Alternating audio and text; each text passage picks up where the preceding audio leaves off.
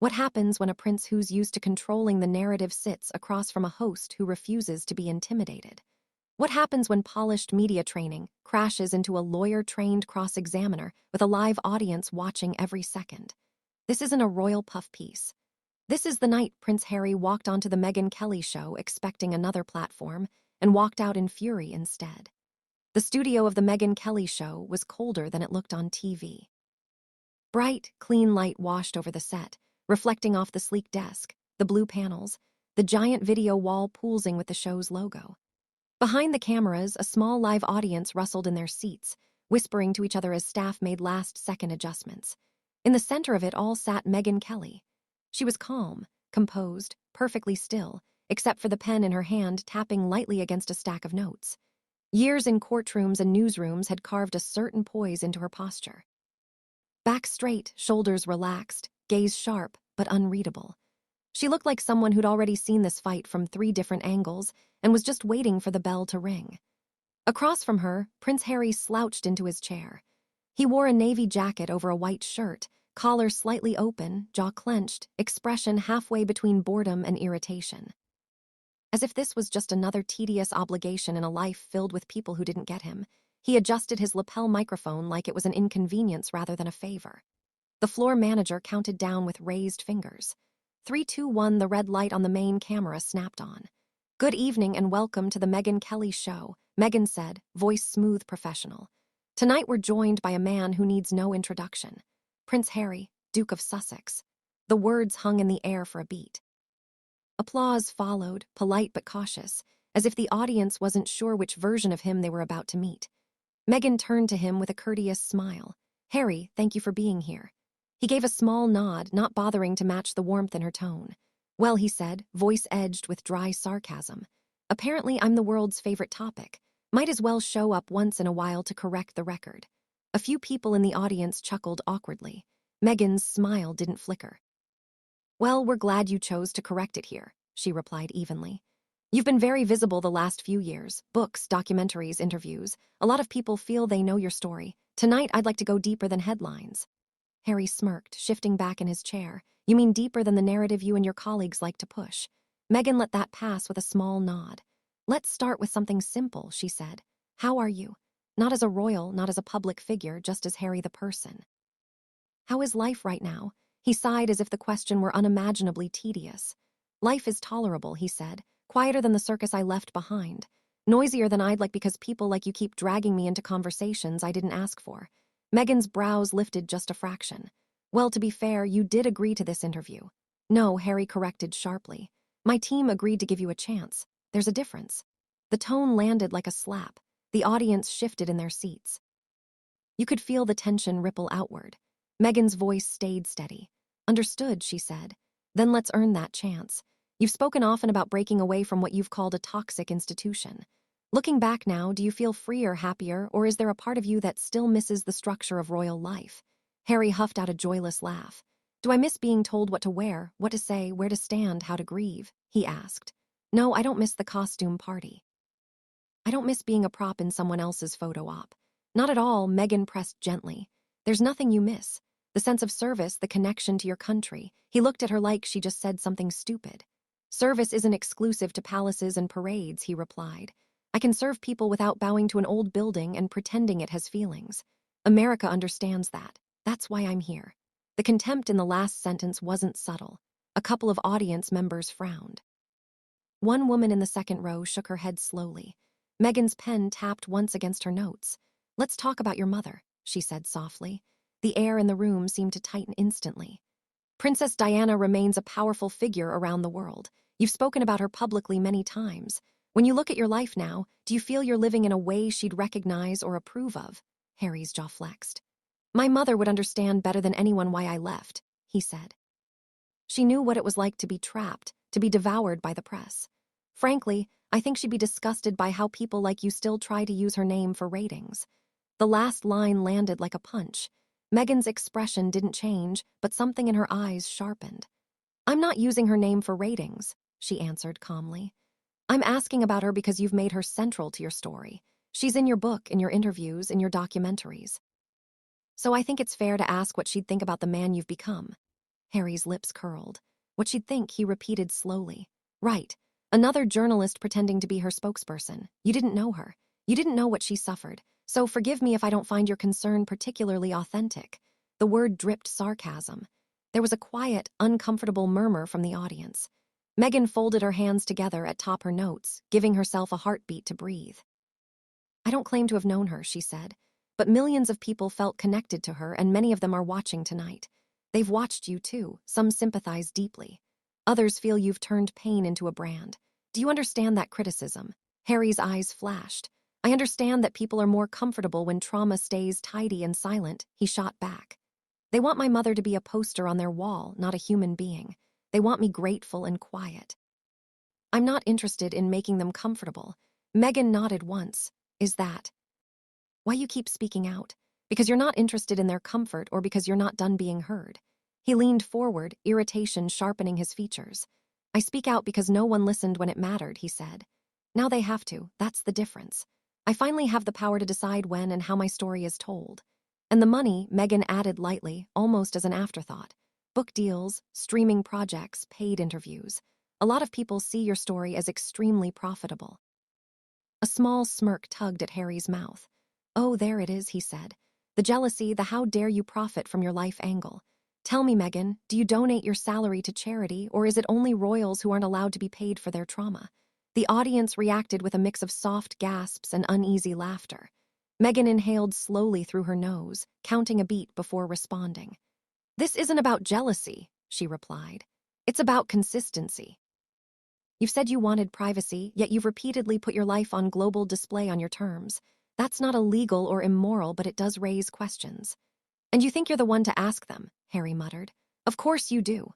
Her eyes narrowed a millimeter, though her voice remained composed. It's my job to ask, she said simply, and tonight you agreed to answer. He tilted his head, assessing her like an opponent across a chessboard. We'll see, he said. The tension between them had settled into something almost tangible now, like two magnets held close, poles resisting, invisible force vibrating between them. The crew could feel it. The audience could feel it. Somewhere in the control room, a producer mouthed, "Oh, wow." Megyn flipped to the next page of her notes. All right, she continued. Let's talk about your brother. You and Prince William were once seen as inseparable. You described him as your beloved brother and also as someone you physically fought with. Where does that relationship stand today? Harry's expression hardened into something colder. Where it stands, he said slowly, is none of your business. Harry, you wrote about those conflicts in your book, Megyn reminded him. You made them public. The moment you did that, they became fair questions. Yes, and you bought the book, he snapped. Congratulations, you're welcome. But I don't owe you live updates on my family text messages just because you got a book club discount. The audience reacted again, this time with more murmur than laughter. The arrogance in his tone had crossed an invisible line. Megyn's patience held, but just barely. I'm not asking for text messages, she said. I'm asking if there's any hope of reconciliation. Many people who come from fractured families are watching. They're wondering if two brothers, after everything, can find their way back to each other. He shrugged, the gesture dismissive. People love a reunion story, he said. It makes them feel better about their own messes. But my life isn't a Hallmark movie. If William wants to sit under a portrait and pretend everything is fine, that's his choice. I'm done pretending. Megyn's gaze held his a beat longer this time. Does any part of you miss him? She asked quietly. No, Harry answered too quickly. Next question. And with that, the crack in his composure showed for the briefest moment so fast most viewers would miss it. But not Megyn. She saw the way his throat tightened, the way his eyes flickered away for half a second before snapping back harder than before. She filed that away. Very well, she said. Then let's shift to your life here in America. Your home, your work, your family with Megyn and your children. As she spoke, the camera slowly pushed in, capturing the distance between them on that glossy set, the one trying to keep the interview grounded, the other already pulling it toward the edge of a cliff. The audience didn't know it yet, but this was only the beginning. The first commercial break came like a pressure valve hissing open. The red light above the camera blinked off, and instantly the studio changed temperature. Crew members stepped in with powder and water bottles. A makeup artist hovered near Harry, then thought better of it when she saw the look on his face. He waved her off with a sharp flick of his hand. Megyn glanced at her notes, then at him. "You doing all right?" she asked quietly, voice stripped of performance. Harry gave her a sideways look. "Are you?" she smiled faintly. "I've done this a few times." "That's part of the problem," he muttered. Before she could answer, the floor manager raised his hand. "We're back in 1098. Meghan straightened in her chair, the host returning to her eyes like a mask slipping neatly into place. Harry rolled his shoulders once as if bracing for impact. 3, 2, 1. The red light flicked on. "We're back with Prince Harry," Meghan said, voice smooth, professional. "We've been talking about his life after leaving the royal family, his relationships, and his new chapter in America. Harry, I want to turn to something that has been controversial, to put it mildly." He exhaled sharply through his nose. "Only one thing." The audience gave a small ripple of laughter. Meghan let it pass. "You've spoken often about wanting privacy," she continued. "But you and Meghan have also done multi-part documentaries, a best-selling memoir, podcast series, a variety of interviews. Many people feel that you've built a public identity around grievances. Do you see why that perception exists?" Harry leaned back, crossing his arms, a small, almost lazy smile on his lips. "I see why people who only consume headlines might think that," he said. "I don't see why a so-called serious journalist would frame it that way." Meghan's eyes narrowed just a touch. "How would you frame it?" "As survival," Harry replied. "As reclaiming a life that was never really mine. You call it grievance because you're uncomfortable with people telling the truth, especially about institutions you spent years glorifying." I spent years questioning institutions," Mann countered evenly. "The palace included." "I'm not uncomfortable with truth, Harry. I'm uncomfortable with half-truths being sold as the whole picture." He snorted softly. "Right. Because you of all people are the authority on what counts as the whole picture." She let the jabs slide off her. "Let's talk about Meghan," she said, and the room seemed to tighten again. "She remains one of the most polarizing figures in modern public life. Some see her as a victim of racism and cruelty. Others see her as manipulative and self-centered.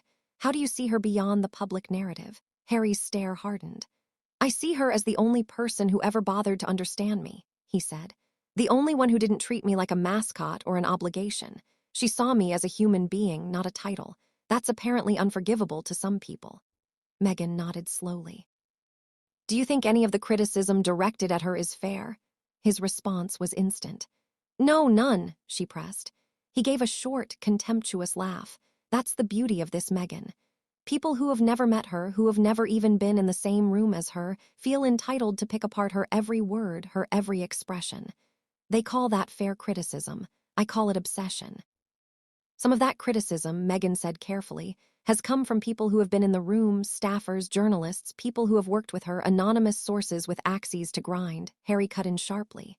"People who don't have the courage to put their name on what they say. That's not testimony. That's gossip." Meghan's tone cooled by a degree. "Some of them have put their names to their accounts," she said.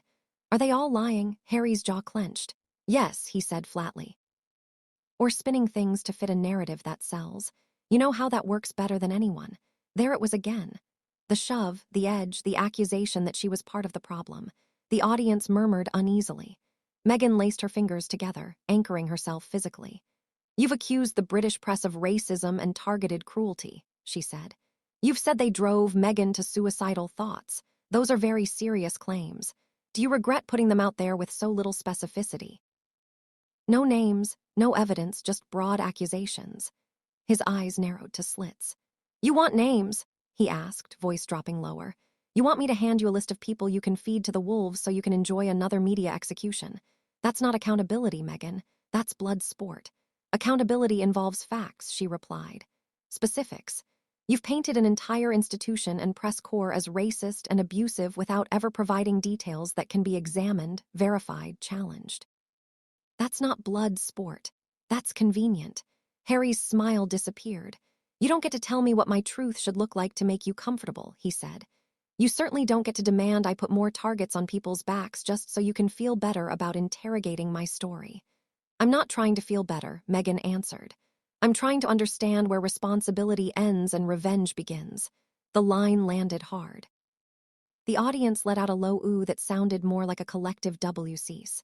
Harry leaned forward, his voice sharpening. "You love that word, don't you?" he said. "Revenge, it makes for a great segment. The Angry Prince Revenge Tour. Nice thumbnail, good ratings. It's lazy, small-minded. You reduce complex trauma to a headline and then act shocked when I push back. Meghan's patience flickered. Trauma is real, she said, careful to keep her tone steady. So is pattern. And the pattern is every time someone asks you a tough question about your role in all of this, you accuse them of bad faith. Is that how you navigate every conversation now? He tilted his head, studying her as if she were something under a microscope. Is that how you navigate yours? He countered, deflecting your own industry's complicity by pretending you're the brave one asking the tough questions. She held his gaze. I'm not pretending, she said quietly. I am asking them now. Answer one. There was a beat of silence. Harry shifted, that small crack of discomfort appearing for half a second before he covered it with irritation. You really think you're going to get some neat little sound bite from me? He asked. This isn't a courtroom. I'm not on trial here, Meghan offered, a small controlled smile. Harry, with respect, she said. You put a lot of other people on trial in your book, in interviews and documentaries. You've cross-examined your own family in the court of public opinion. Tonight, people expect you to face at least a fraction of that scrutiny yourself. His expression darkened.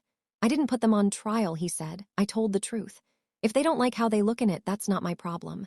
But it is your responsibility, she pushed gently. Because you chose to tell that truth publicly, repeatedly for profit. That's not neutral. That's not consequence-free.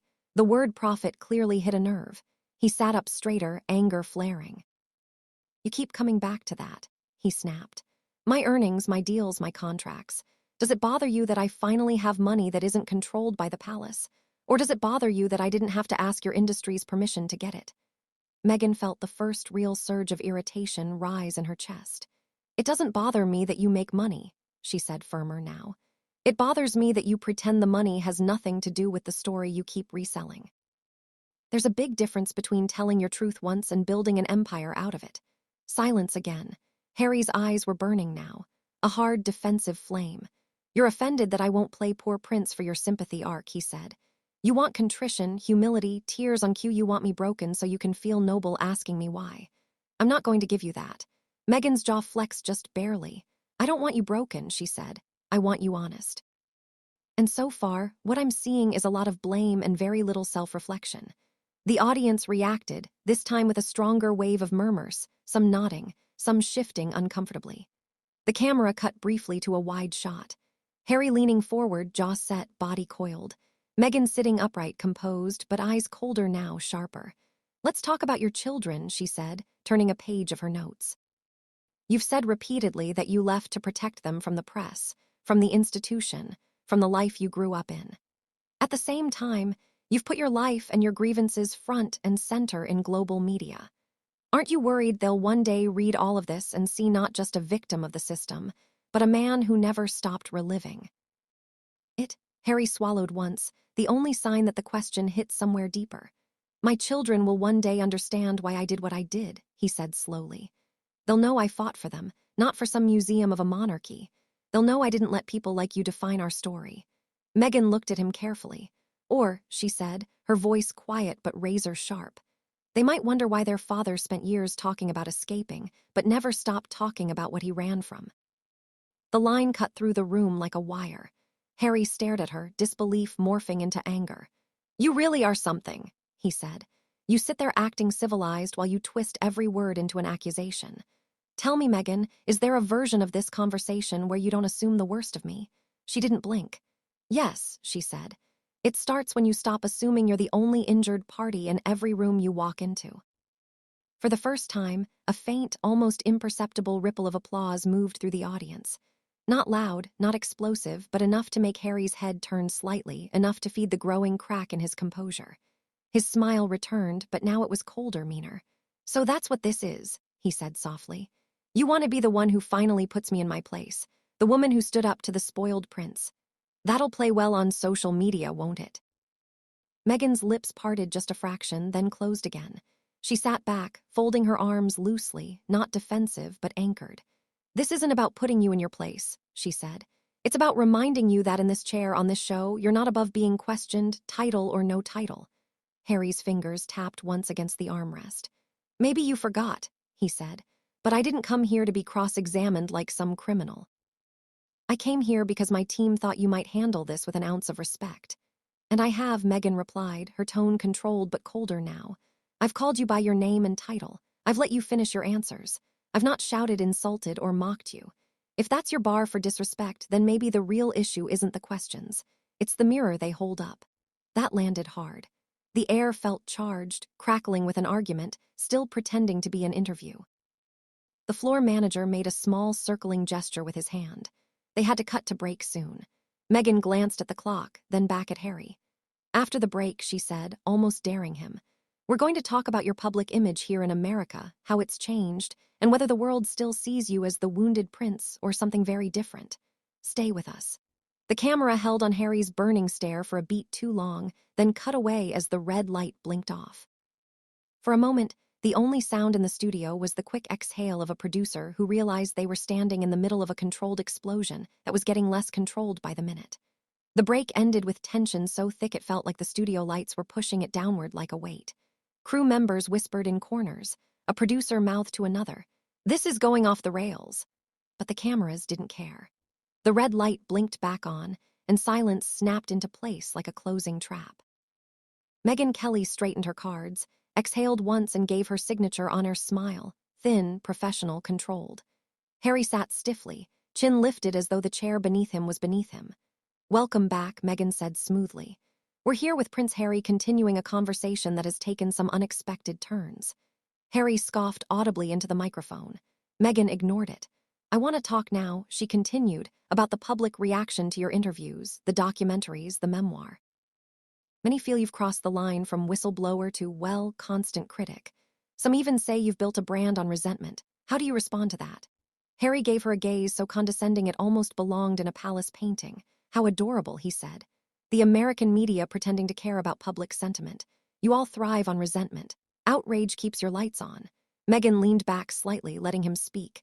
"You're deflecting, Harry," she said calmly. "I asked how you respond." He shrugged. "I don't. People will think whatever they want. They always have. Do you ever worry?" Megyn asked gently. "That maybe, just maybe, the issue isn't everyone else." Harry stared at her, jaw twitching. "Why? Because I'm not graveling the way you want. Because I'm not falling to pieces on cue, no," Megyn said with deliberate softness. "Because every narrative you tell has the same villain and the same hero." Harry leaned forward, voice sharp. "I am the hero of my story." "Isn't that what all your self-help books tell people? Find your voice. Live your truth, break toxic cycles. But when I do it, suddenly it's inconvenient. You're not being criticized for finding your voice." Megyn replied. "You're being criticized because your voice only goes one direction, outward, never inward." Harry gave a tight, mocking smile. "Oh, is this the part where you psychoanalyze me?" he mocked. "On daytime TV. This isn't psychoanalysis," she said. "It's journalism." "No," Harry snapped. "It's spectacle, and you're loving every second because you finally got your handsome villain."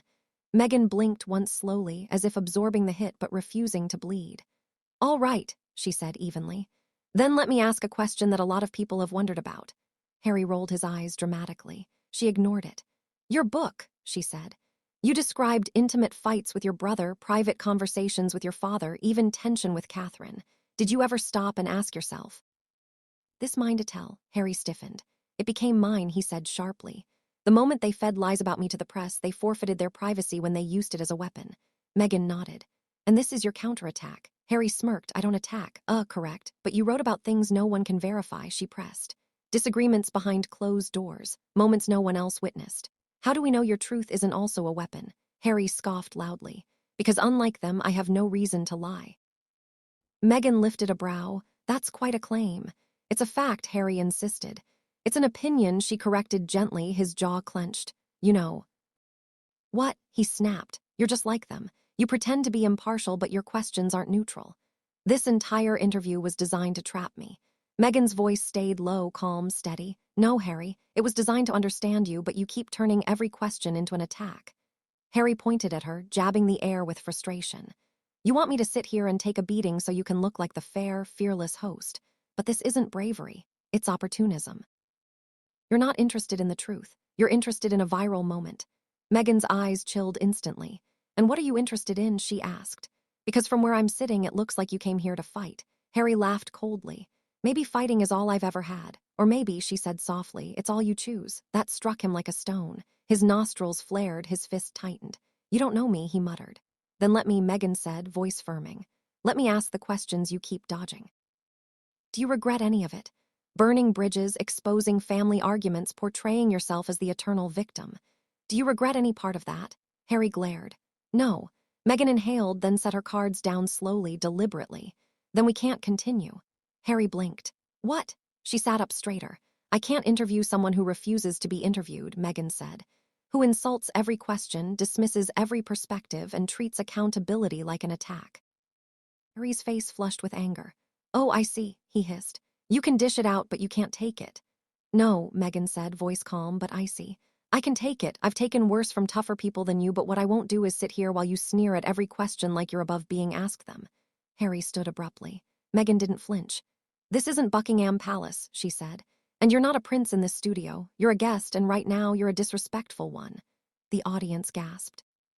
Harry's voice rose. You can't talk to me like that. Meghan lifted her chin. I just did.